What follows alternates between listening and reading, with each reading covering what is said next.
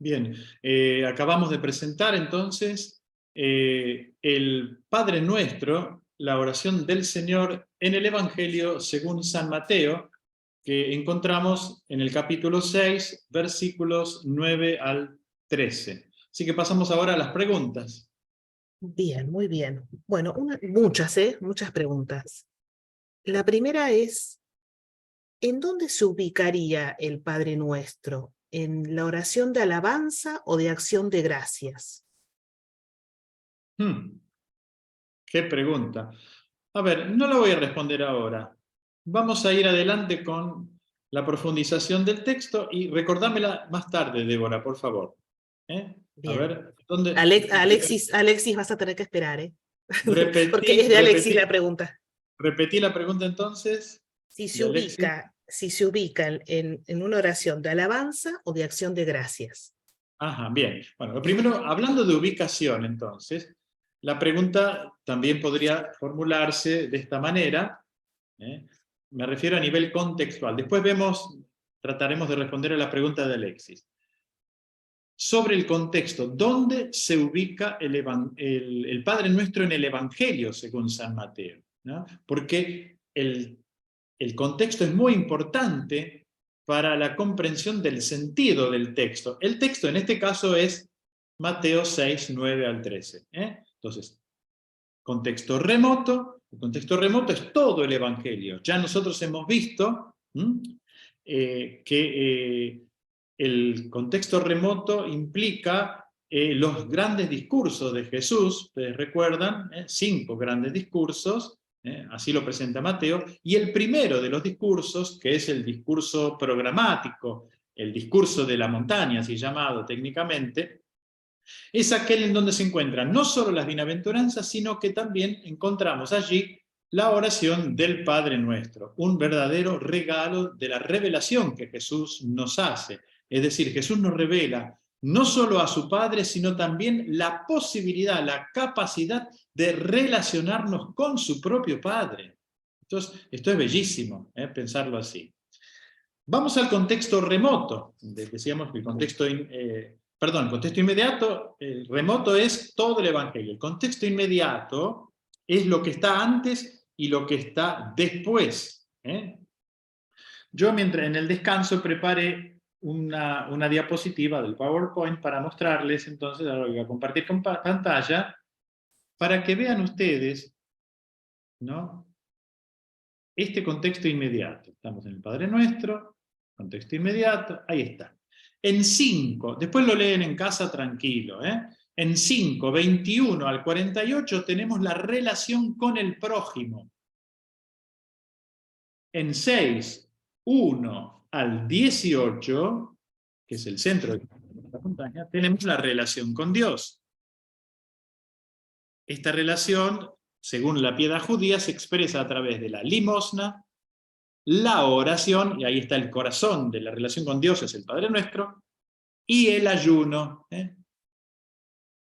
Y finalmente, 6, 19 al capítulo 7, versículo 11, tenemos la relación con las cosas. Esto me parece muy importante, la relación con el prójimo, la relación con Dios y la relación con las cosas. ¿Y por qué digo esto? Porque yo les había citado al padre Clement Stock, que tiene una afirmación preciosa que dice: nuestra relación con Dios, que está en el centro, es el fundamento, ¿no?, de las otras relaciones. Es el fundamento que determina la relación con el prójimo y la relación con las cosas materiales. O sea que si nosotros nos relacionamos mal con el prójimo y con las cosas de este mundo, en el fondo es porque tenemos una mala relación con nuestro Padre del cielo, que es el fundamento de todas las otras relaciones. Por eso es importante el hecho de que Jesús nos haya enseñado esta oración del Padre Nuestro, la cual tiene, como ustedes vieron, 7 peticiones. Bien, pasamos a otra pregunta. Bien. Una pregunta es, ¿por qué es central y distinta la petición del pedido del pan a las últimas tres que se refieren a nosotros, porque vos dijiste, esta es central, y después vienen las tres que se refieren a nosotros, ¿no? Librarnos del mal, la tentación y del pecado. Perfecto. Las tres primeras... El pan también es para nosotros. Exacto, exacto. Pero las otras están indicando el mal en el mundo, ¿no? O sea, la del pan es central, ¿no? Porque además indica el pasaje. Fíjense, vamos a leer el texto, dice... A ver, el versículo 10, la tercera parte del versículo 10, porque el versículo 10 contiene las tres primeras peticiones. Venga tu reino, hágase tu voluntad, perdón, las dos segundas peticiones. Venga tu reino y hágase tu voluntad. Fíjense el pasaje de las cosas de Dios a las cosas nuestras, digamos. Así en el cielo, como en el cielo, también así en la tierra, dice.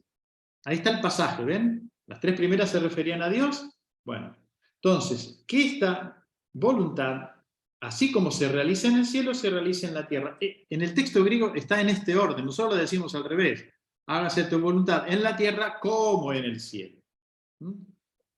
Bien, entonces, que se haga tu voluntad, como en el cielo, así también en la tierra. Y ya pasamos entonces a la petición del pan.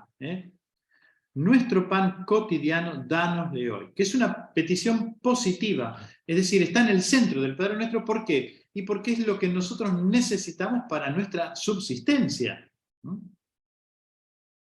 Y después vienen las otras tres peticiones que tienen que ver con el misterio del mal en el mundo, ¿no? El tema del perdón, el tema de la tentación y finalmente que nos libre del maligno o de todo tipo de mal, ¿no?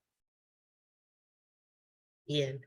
Y una pregunta relacionada con esto es si podemos leer en esa petición del pan a la Eucaristía. Bueno, digamos que es una interpretación posterior, ¿no?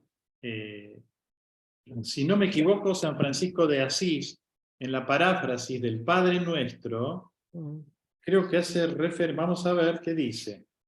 Dice Francisco: el pan nuestro de cada día, tu amado Hijo, nuestro Señor Jesucristo, dánosle hoy para que recordemos, comprendamos y veneremos el amor que nos tuvo y cuánto por nosotros dijo, hizo y padeció. Fíjate que no nombra la Eucaristía, ¿no? Pero, digamos, podría ser una alusión, hace referencia directamente al Hijo, con mayúscula, nuestro Señor Jesucristo, ¿no?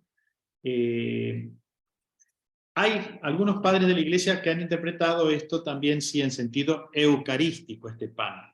Pero rigurosamente hablando, el texto hace referencia a la subsistencia cotidiana que todos tenemos.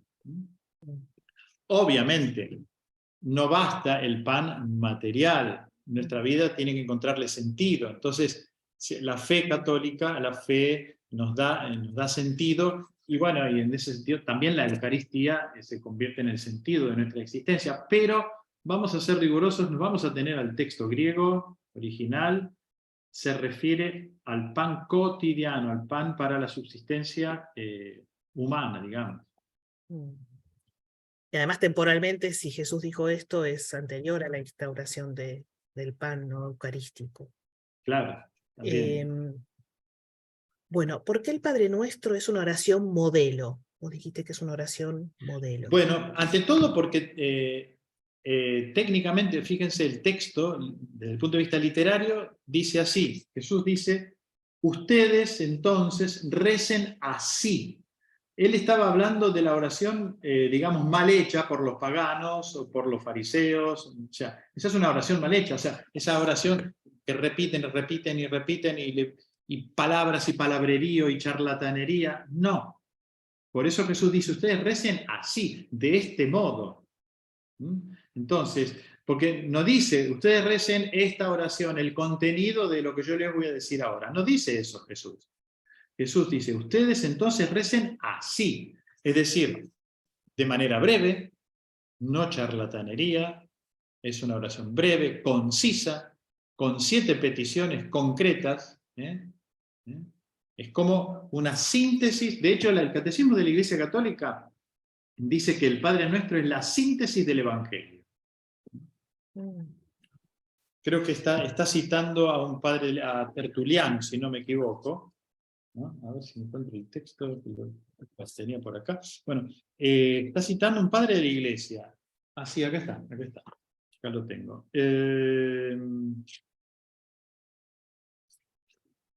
El Catecismo de la Iglesia Católica a partir del número 2558, ¿no?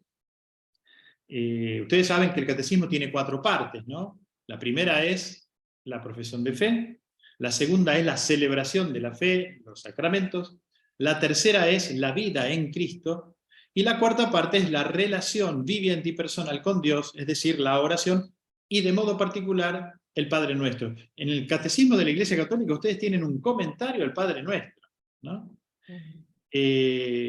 Después entonces de presentar la oración en general, el Catecismo ya en la segunda sección se concentra en la oración del Señor, el Padre Nuestro, ¿no? Y dice, la oración del Señor o dominical es en verdad el resumen de todo el Evangelio, lo dice Tertuliano, padre de la Iglesia. La más perfecta de las oraciones, Santo Tomás de Aquino.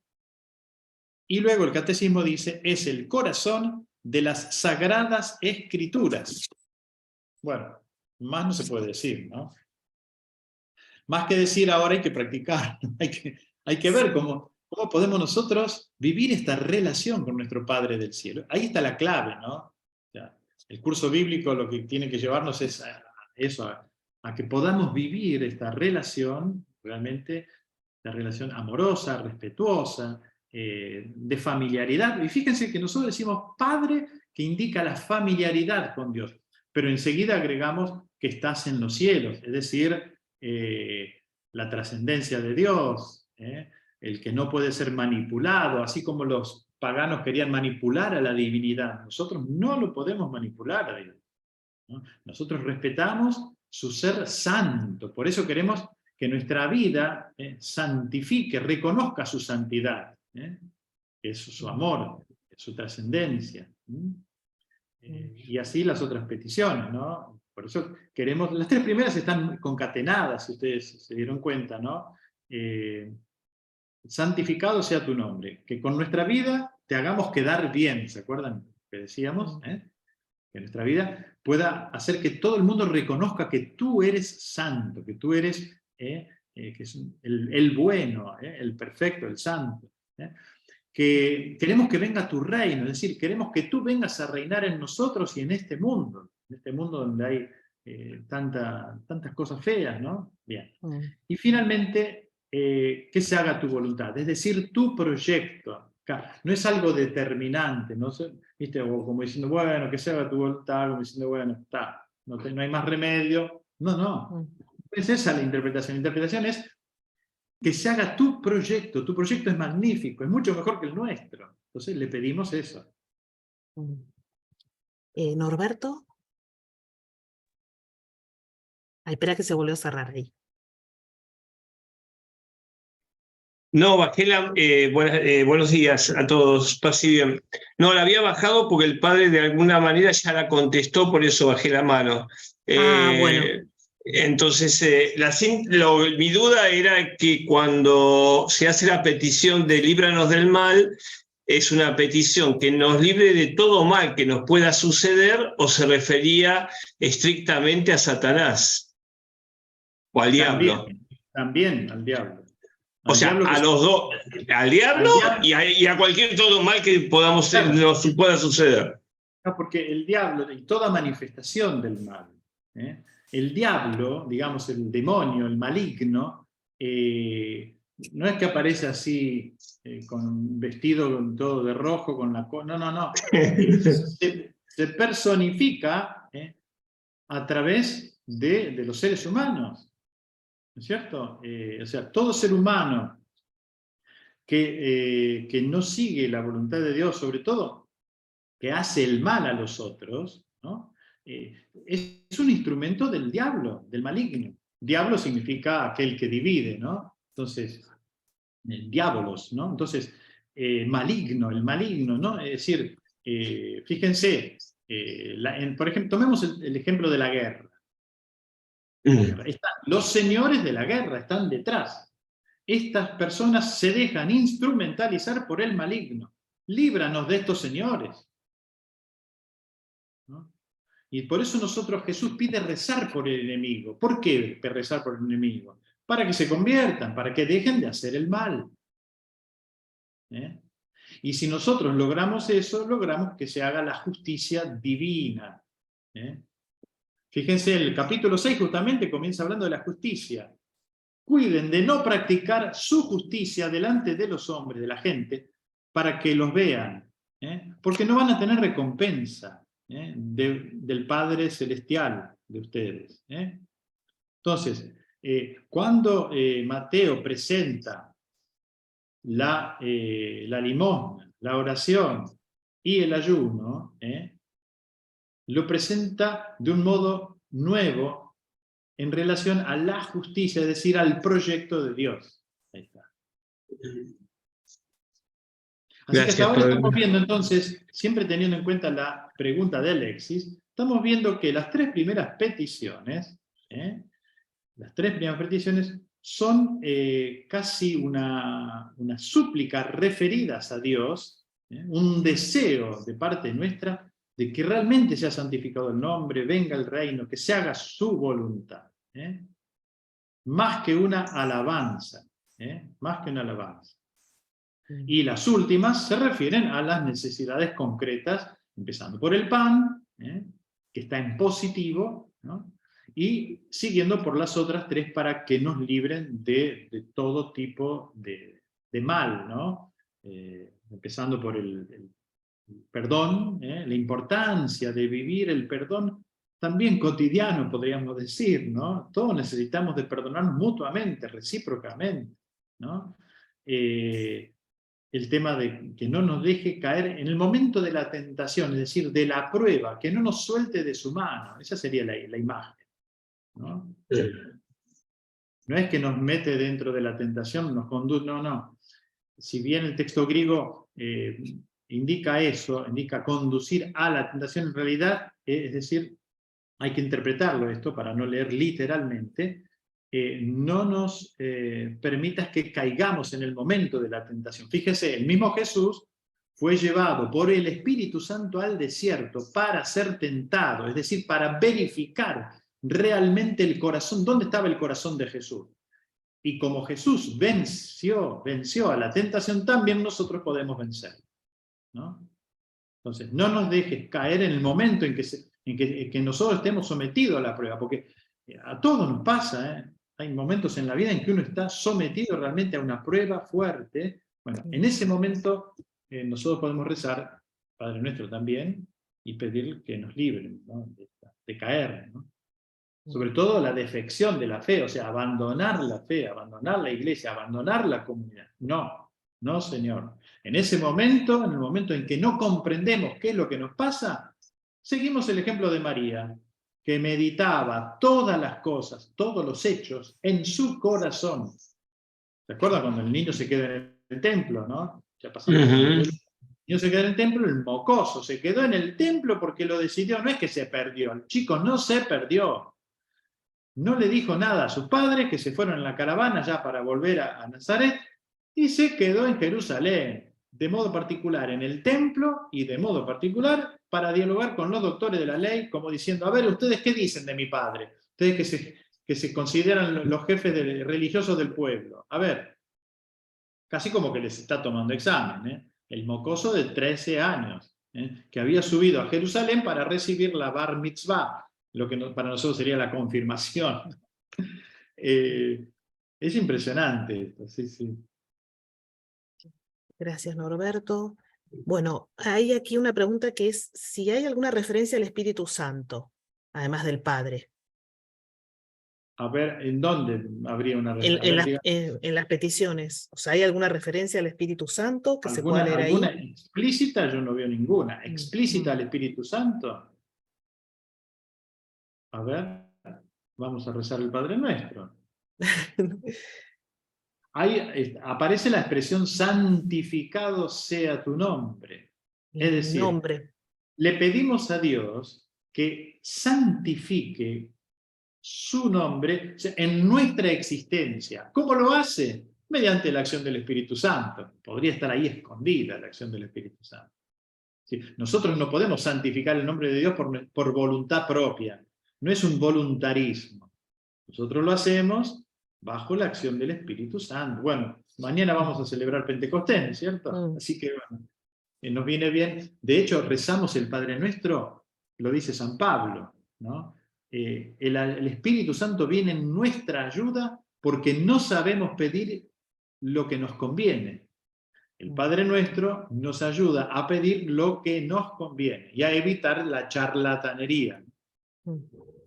Erika, ahí pueden abrir el audio, los que quieran. Le iba a preguntar a Martín, bueno, gracias porque esto está muy, muy interesante. El tiempo verbal del Padre Nuestro. O sea, esta expresión, ¿no? Cuando induce cada día, ¿no? Que pidamos por el pan de cada día. A mí me lleva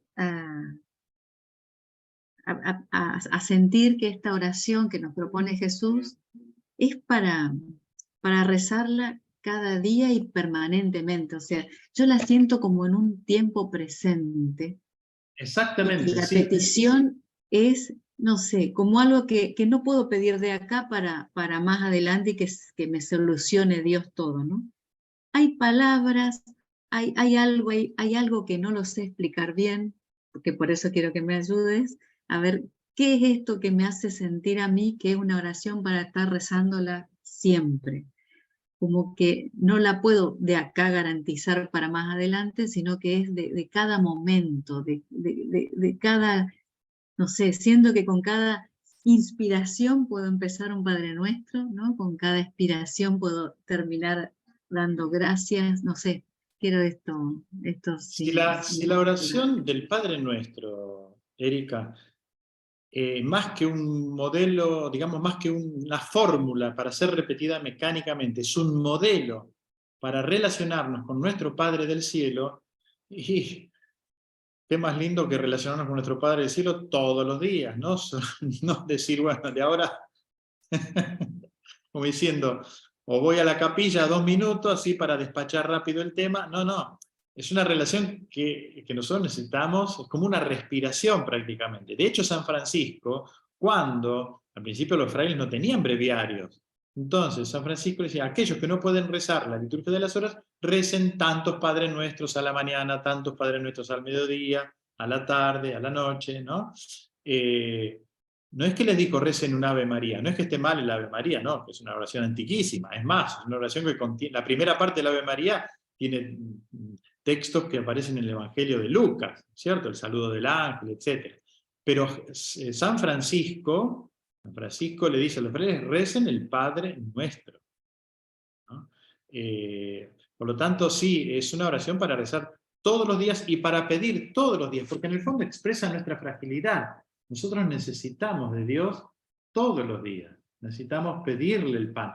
Y sobre todo, por un lado, al decir nuestro, pan nuestro, significa que nosotros lo tenemos que conseguir y ganárnoslo con nuestra propia, es parte de la dignidad del ser humano, ganarse el pan cotidiano. Pero al mismo tiempo es un don de Dios, de manera que nos permita vivir no apropiados a lo que recibimos, de manera que lo que nosotros recibimos con nuestro trabajo también lo podamos compartir con otros que por ahí no han tenido las mismas posibilidades que hemos tenido nosotros.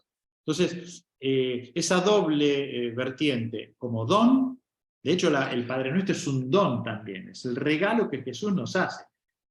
Todo el discurso de la montaña es un regalo, empezando por las bienaventuranzas, pero el corazón está allí, en la relación con Dios y de modo particular en la relación con nuestro Padre del cielo, que nada que ver tiene con los padres de la tierra. Al revés, los padres de la tierra tendrían que imitar al Padre del cielo, ¿no?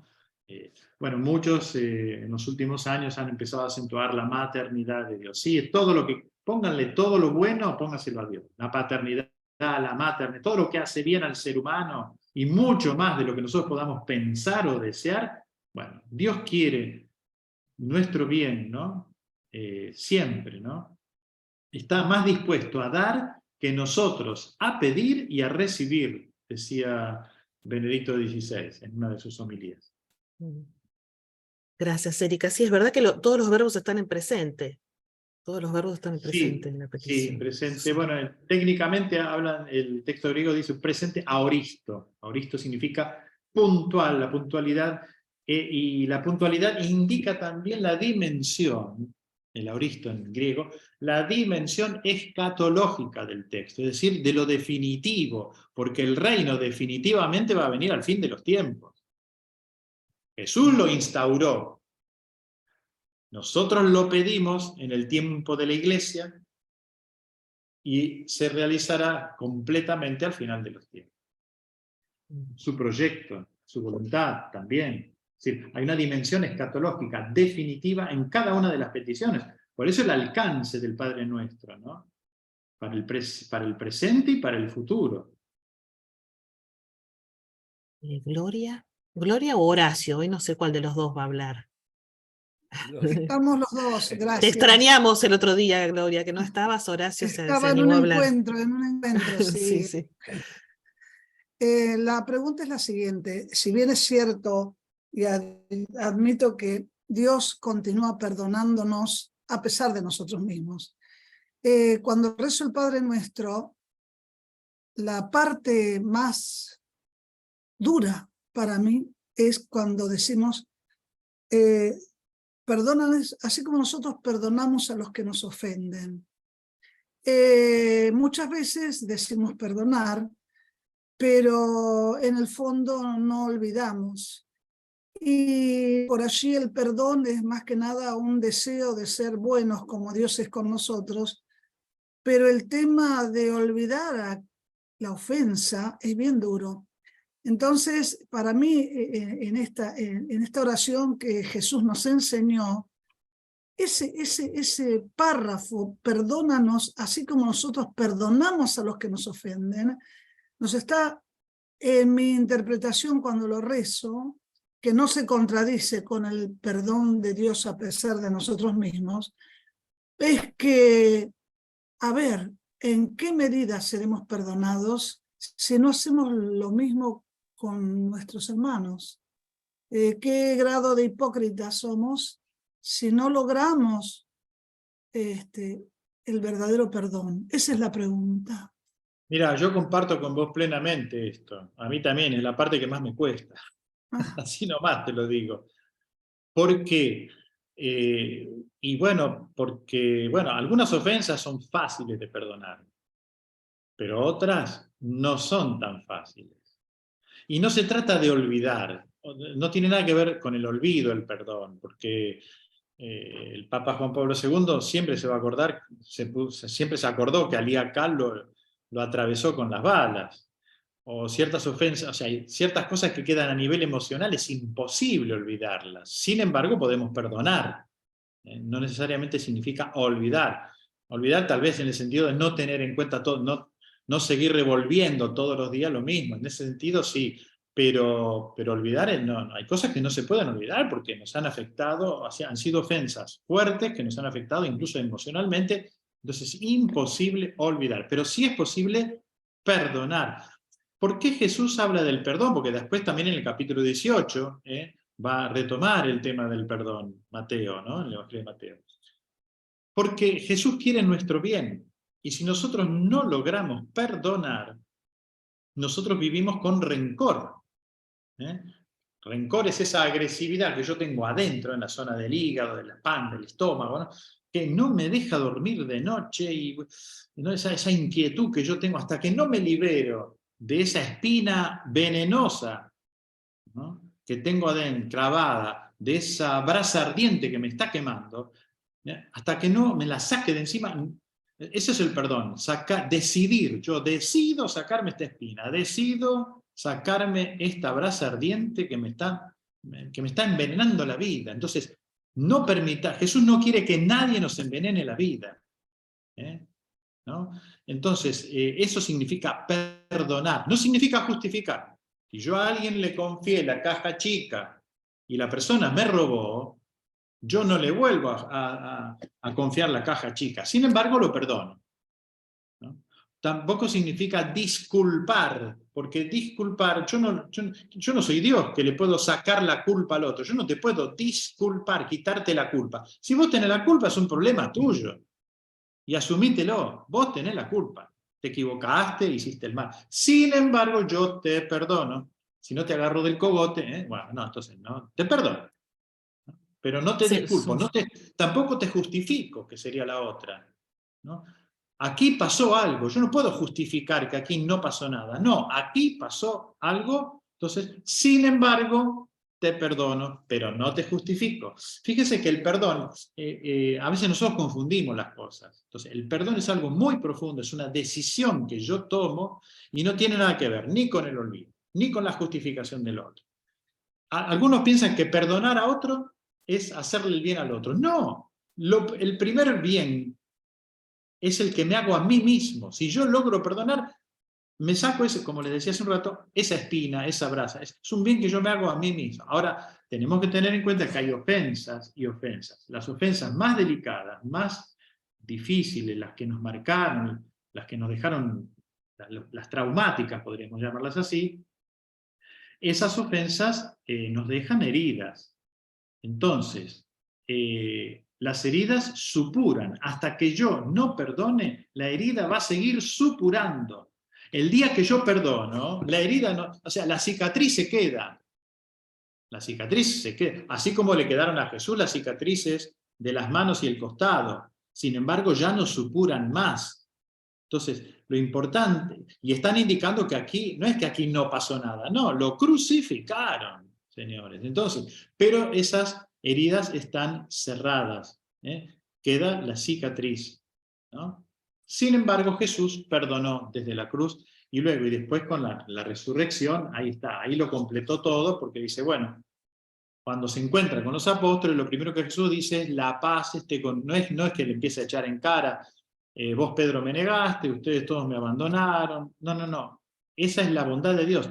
Pero acuérdense en el Evangelio de Mateo, de Juan, perdón, cuando Jesús le pregunta a Pedro 3 veces, ¿Pedro me amas?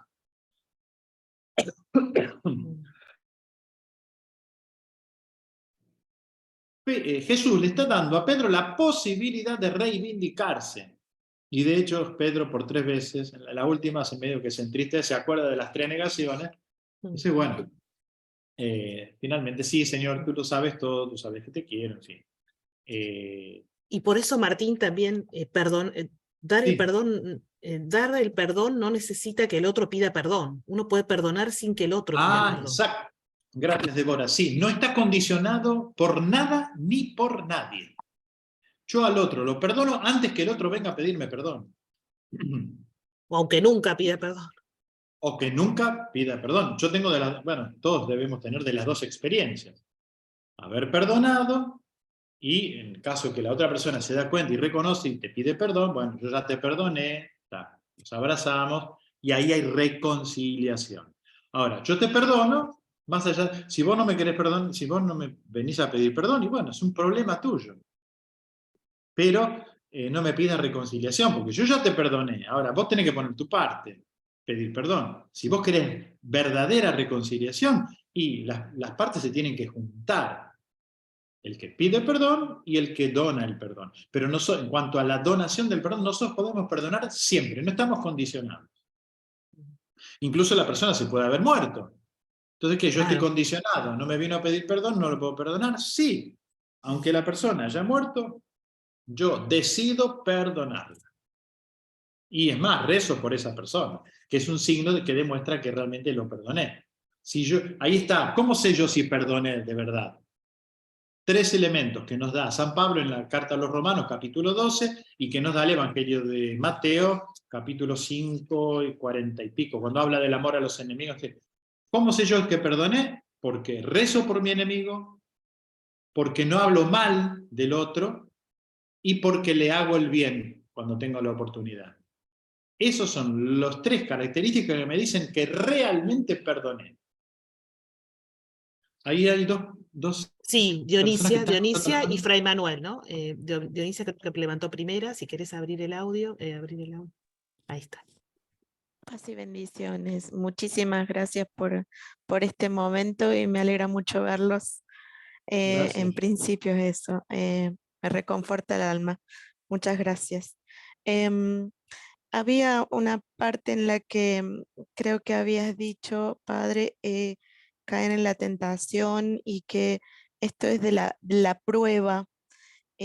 Mucha gente dice, Dios te está probando y ¿qué te tiene que probar? Te está metiendo el dedo en la llaga como para ver si vos respondes a esta fidelidad. ¿Cómo podemos responder a eso?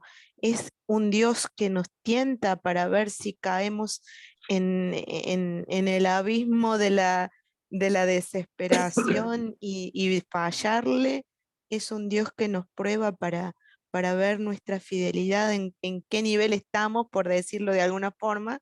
Porque es más o menos lo que hoy estoy escuchando de algunas personas cuando nos cuestionan en esto de caer en la tentación y la prueba que nos hace Dios, como para demostrarles nosotros a Él su amor.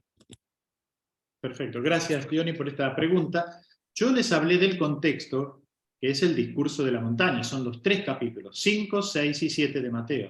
Entonces yo les pido que por favor lean estos 3 capítulos, porque ahí vas a encontrar, Diony, la respuesta a tu pregunta. Por ejemplo, dentro del capítulo 7, que es parte del contexto, versículo 7, Jesús dice, pidan y se les dará, busquen y hallarán, llamen y se les abrirá, porque todo el que pide recibe, el que busca encuentra, y al que llama se le abrirá. ¿Acaso alguno de ustedes le da una piedra a su hijo cuando le pide pan? ¿O le da una culebra cuando le pide un pez? Pues si ustedes, que son malos, saben dar cosas buenas a sus hijos, ¿cuánto más el Padre de ustedes del cielo dará cosas buenas a los que se las pidan? Dios quiere el bien nuestro. No es un Dios que se divierte poniéndonos a la prueba, no. La vida se encarga de ponernos las pruebas, de verificar. Entonces lo que le pedimos a Dios en el Padre Nuestro es que nos libere en el momento de la prueba, que Él nos libere, no permita que caigamos en ese momento, en que nos ponen zancadillas, bueno, no permitas que caigamos. Y acá es interesante, estoy leyendo Mateo 7, 11, cuánto más el Padre de ustedes que está en los cielos les dará cosas buenas a los que se las pidan, cosas buenas. En el paralelo de Lucas dicen el Espíritu Santo, es la cosa buena por excelencia. Entonces, pidámosle a Dios el Espíritu Santo, por favor, bueno, y sobre todo mañana, Pentecostés, pero todos los días pidamos todas las cosas buenas, de manera particular el Espíritu. Yo desde hace un tiempo a esta parte estoy rezando al Espíritu Santo, ¿no? Ven Espíritu Santo, llena los corazones de tus fieles y enciende en ellos el fuego de tu amor, ¿no? Envía, Señor, tu Espíritu, y todo será creado y todo será renovará creado. la paz de la tierra. Y después viene una oración. Oh Padre, que has iluminado los corazones de tus hijos con la luz del Espíritu Santo, haznos dóciles a sus inspiraciones. ¿Para qué? Para gustar siempre el bien, no el mal. Parece que nos gusta darle la vuelta al mal, no. Para gustar siempre el bien y gozar de su consuelo. Bellísima. Muchísimas gracias. Muchísimas gracias. Gracias, Dionisia. Fray Manuel. Volviendo al tema del perdón, yo tenía 2 textos para... El primer texto, Salmo 50, si llevas cuenta de las culpas, ¿quién podrá resistir? Pero de ti procede el perdón y así infundas respeto. Y después Jesús en la cruz, perdónalos porque no saben lo que hacen. Yo creo que el perdón es lo más liberador que podemos tener los seres humanos, porque el perdón es la absoluta descentralización de uno mismo. Si yo no estoy centrado en mí mismo, si mi centro es Dios, en esa misma medida voy a poder perdonar, porque no voy a perdonar con mi fuerza, porque de mí sale egoísmo siempre.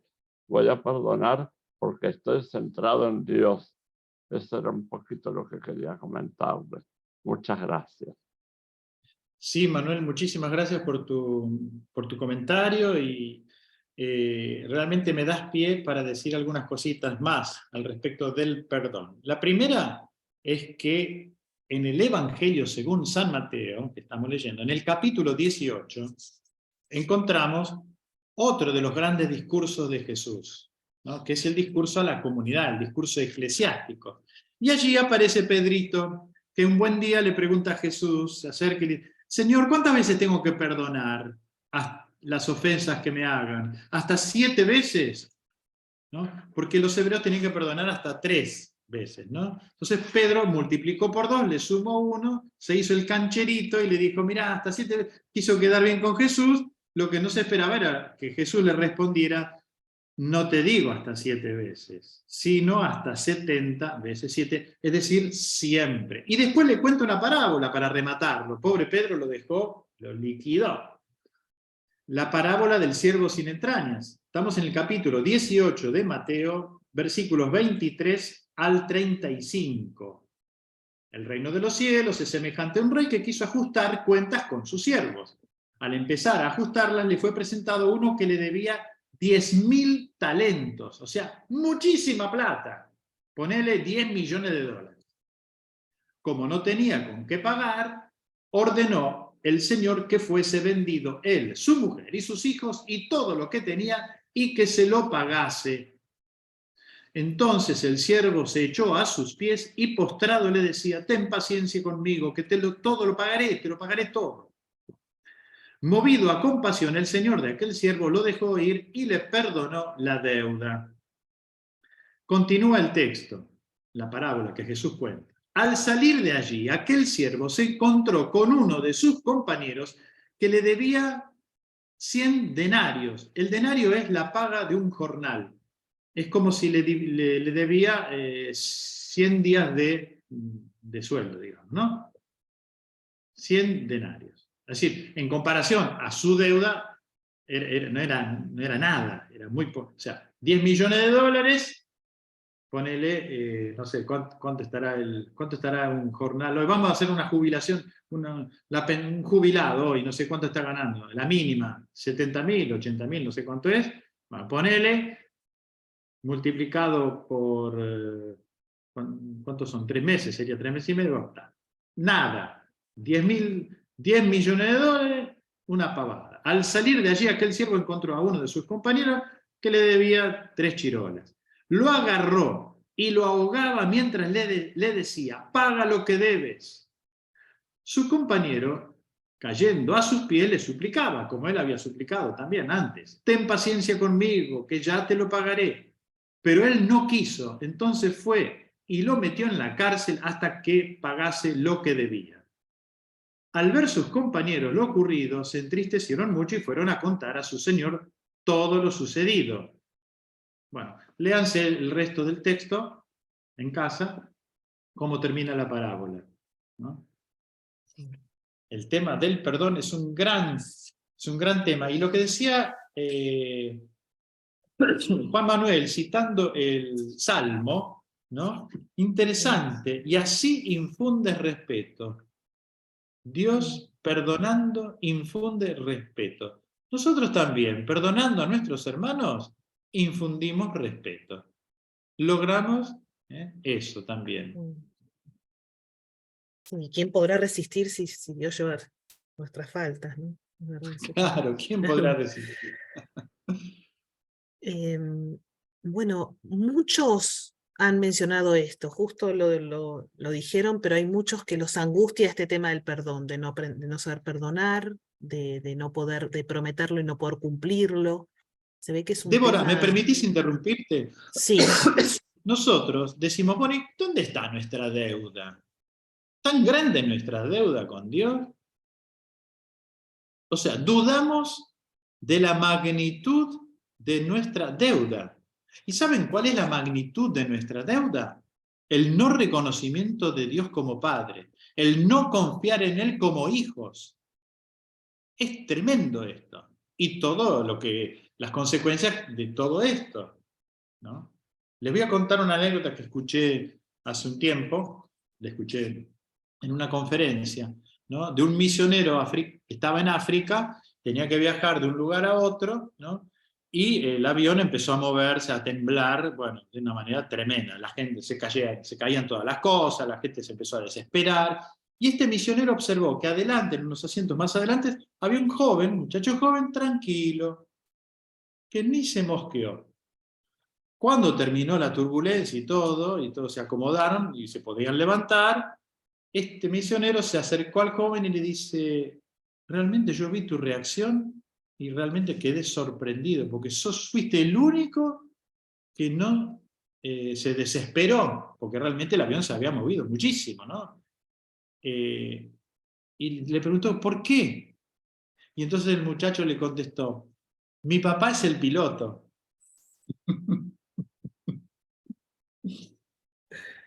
La confianza.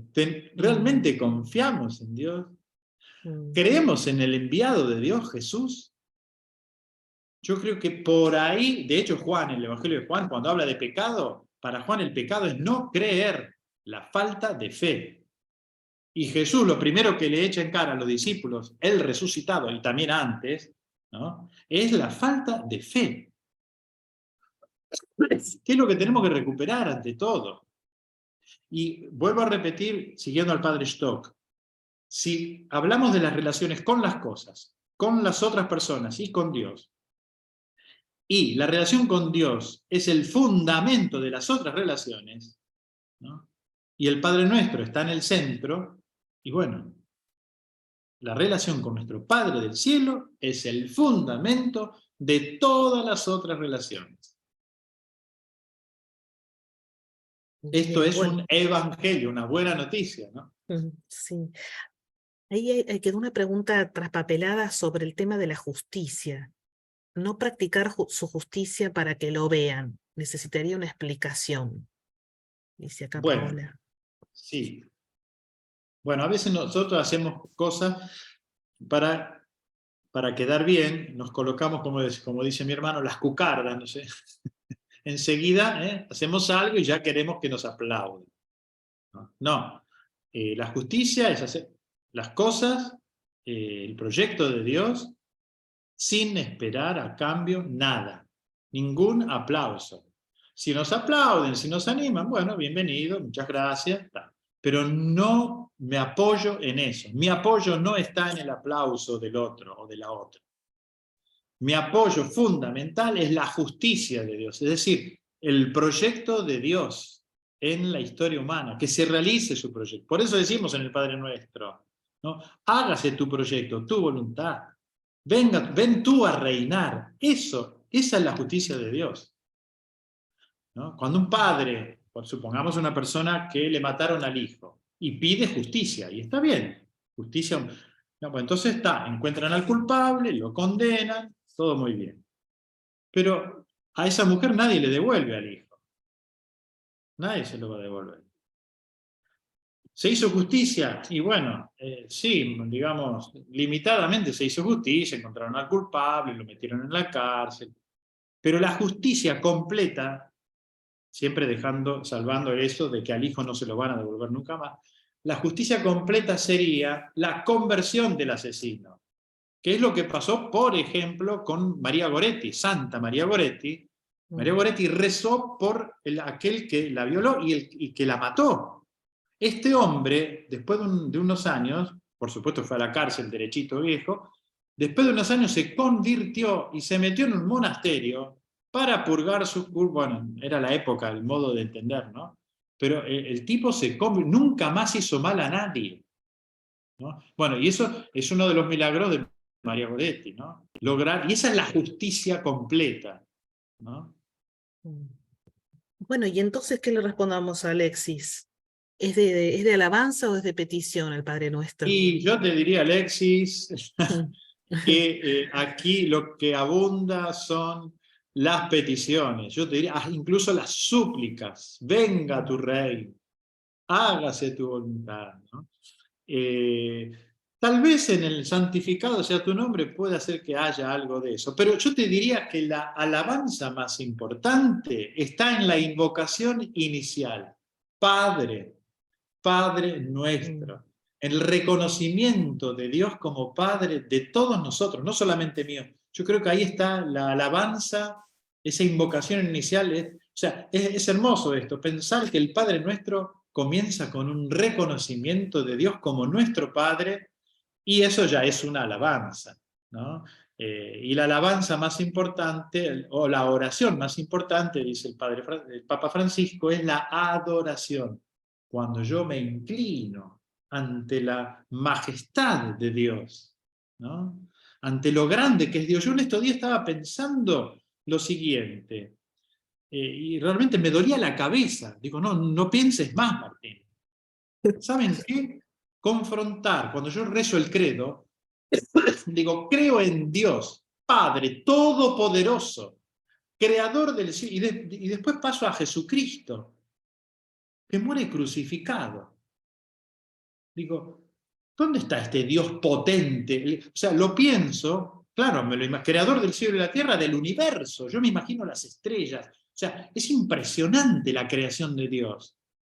Y se me rompe la cabeza al pensar que este Dios que creó el universo se hace presente en la historia humana, el totalmente otro, lejano, se hace totalmente cercano, ¿no? Y se pone en nuestras manos, ¿no? Con el riesgo que esto significó para su vida. Termina crucificado, se te rompe la cabeza. O sea, ahí la alabanza, el reconocimiento, y ahí viene la adoración. Te adoro, Padre, Creador del cielo y de la tierra, ¿no? Por lo que has hecho, no solamente por toda la creación, sino por el hecho de haber venido al mundo en tu Hijo Jesucristo. Es una cosa, o sea, no hay cómo explicarlo realmente. Por eso acá cabe la adoración. Y entonces en el Padre Nuestro, volviendo, yo creo que la alabanza está ahí, en la invocación inicial. Y después, claro, a Dios no le pedimos pavaditas, ¿eh? Entonces le pedimos todo lo necesario para nuestra vida y para el mundo entero, ¿eh? Entonces, ahí vienen después las peticiones o súplicas, que las tres primeras, la central del pan, y las tres últimas, que nos libre de todo mal. Bien, bueno, ya es la hora y no hay más preguntas. No sé si cerramos con una bendición.